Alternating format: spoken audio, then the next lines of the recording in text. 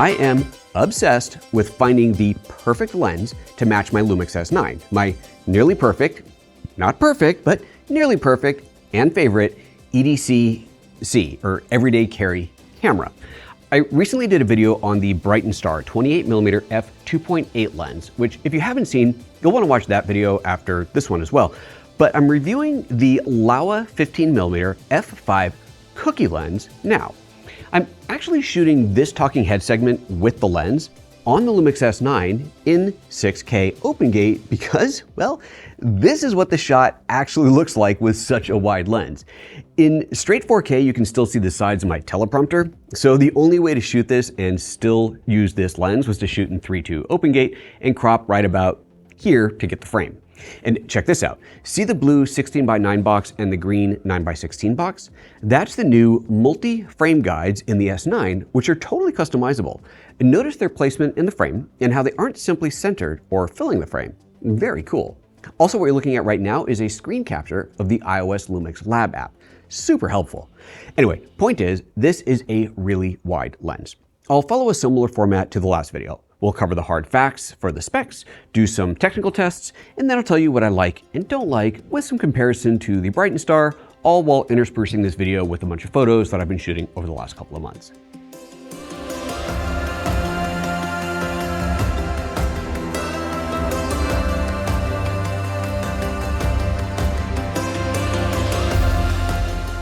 This is the L-mount version of the lens for LUMIX full-frame cameras. It's also available in Leica M, Canon RF, Sony E, and Nikon Z mounts. The Sony and Nikon versions include an electronically controlled auto aperture, while the Leica M, L-mount, and Canon RF are all mechanical. On the mechanical version, there's no communication between the camera and the lens, so it's a truly all-manual experience. The lens weighs just 140 grams on its own, or just under 5 ounces, and with the lens shade, which I do recommend using, it's 145 grams.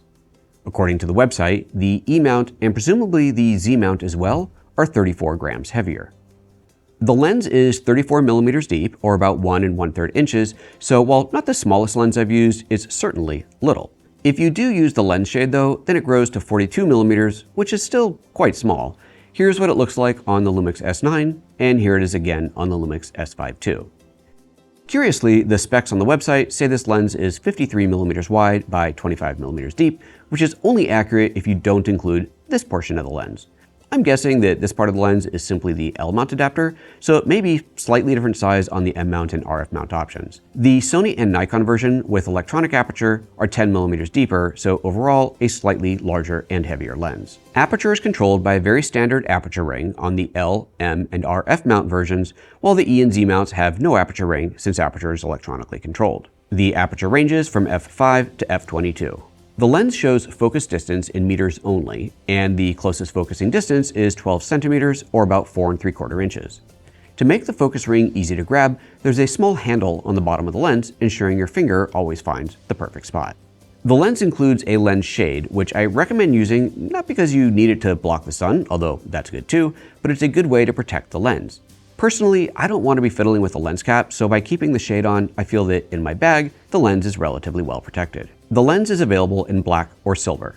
It's a pretty standard matte black metal finish, and I haven't seen the silver in person, so I can't comment on what that actually looks like. The 15mm focal length translates to a 110-degree field of view, so it's really quite wide, as you saw in the opening shot.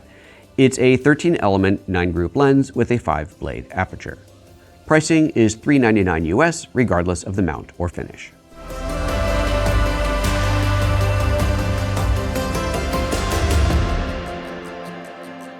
In the last video, I said this wasn't normally the kind of test that I do, but here we are again, doing the same thing, setting a new normal. These tests are to evaluate edge-to-edge sharpness, curvature, vignetting, and color cast. As before, I don't expect, nor even necessarily want, this lens to be technically perfect. Personally, I like lenses like I like my cheese, unique with a bit of funk. Anyway, I adjusted the shutter speed as I changed aperture to maintain the same exposure, but it wasn't always possible to get exactly the same exposure, so I made tiny exposure adjustments in Lightroom to balance the shots out. So let's see what this lens does. I'll cycle through the aperture range from f5 to f22. First off, there's a pronounced vignette that runs across the entire aperture range. As you'd expect, it gets less pronounced as you stop the lens down, but it's certainly always present. The difference between f5 and f5.6, which is just half a stop, is largely unnoticeable, but you do see it change from f5.6 to f8, then to f11, and to f16. From f16 to f22, the difference is again largely unnoticeable. Moving to the edges, other than the vignette, there's very little to notice here.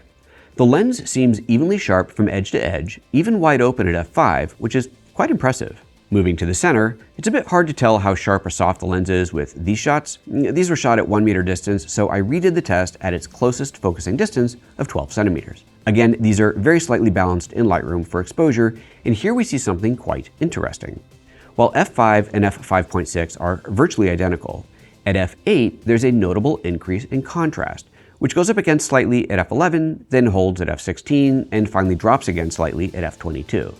That had placed the highest contrast and perceptibly sharpest apertures at f8 to f16, although it's certainly not anything that couldn't be corrected with a touch of added contrast in post. The lens is impressively straight around the edges. There is absolutely minimal lens pin cushioning, and as you can see from these lines drawn to match the text on the newspapers, it's impressively straight. For a lens this wide at 15 millimeters and this small, I consider this to be quite excellent. If we go back to the close-ups, there's a bit more curvature present, but since this lens will mostly be used shooting wide vistas, I really don't think this is an issue at all. Impressive. Next, let's look at color shifting. I started by putting the Panasonic S 18mm lens on the camera and setting a custom white balance using an X-Rite card. Here's a photo through the Panasonic lens of the card at f5 and at f8. You can see it's perfectly neutral with very little vignetting. Then, using the Panasonic lens's custom white balance, I switched to the Laowa lens. Here you can clearly see a very strong vignette at both f5.6 and at f8. But more importantly, there's a color shift across the entire image. Of course, this is the wrong white balance for this lens, but it's interesting to see how different it is from a clean Panasonic lens. Now the most important color balance test. I made a new custom white balance with the Laowa lens. Here we can see that the center of the image is very neutral, however the edges still have a color difference. There's more blue and green, or less red, in the vignette. As I've said before, I don't necessarily consider this a bad thing. This is simply the character of the lens and what makes it unique. And finally, here's a few shots to show what the chromatic aberration looks like. Completely reasonable.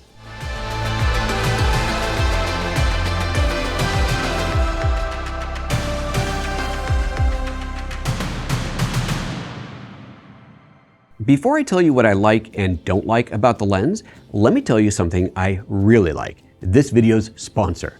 Backing up your data is the single most easily overlooked, but the most important thing you can do with your files other than creating them in the first place.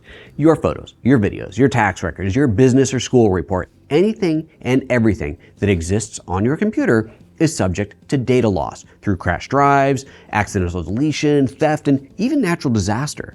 The only way to ensure you never lose a file is to have it backed up in a remote location. And nothing is more remote than the cloud. Install Backblaze today from backblaze.com/PhotoJoseph and use the free trial to see how easy it is to be backed up without even thinking about it. And speaking of backing up, let's get back up to this video. So what do I like and not like about the lens? At 15 millimeters, it's really wide. Not as wide as this 10 millimeter, also by Laowa, which I also have a video on. I'll link to that one at the end of this, but it's very wide and a lot smaller, of course. This is a truly pocketable ultra-wide lens. I'm enjoying the X-Pan crop on my LUMIX S9 still, which pairs beautifully with this super wide field of view. It's just fun to have a lens that captures so widely and then to constrain my shots vertically. Well, I'm still having fun with that. I hope you're not getting too tired of it. It's nicely sharp. I'm very happy with all the photos I've been taking with it from edge to edge. It's actually noticeably sharper around the edges than the Brightin Star 28mm wide open. However, wide open on the Laowa is just f5, and on the Brightin Star at f5, you had similar edge sharpness. And at f5, it's not super fast. That's a stop and a half less than an f2.8 lens, or almost 3 stops darker than an f1.8 lens like the Panasonic 18mm. But of course, you are talking about a really tiny lens, so compromises are expected. Closest focusing at 12 centimeters or 4.7 inches is quite close, and certainly enough for a portrait. Not that it's a portrait or macro lens, but it's always good to be able to get quite close. The method it employs to get that close seems to be some kind of a double lens movement. You can feel something inside the lens engage or disengage around the 0.7 meter mark. I asked Laowa to elaborate, but they didn't, so I'm guessing here. However, you can feel and see the difference in focusing close versus focusing far. It's not a problem at all, it's just interesting. Overall, I really do enjoy the lens. The extreme width isn't for everyone or for every photo, but it certainly does let you capture a lot in the scene. And notably, what's on the edges is clean. The edges of the frame are not a mushy mess.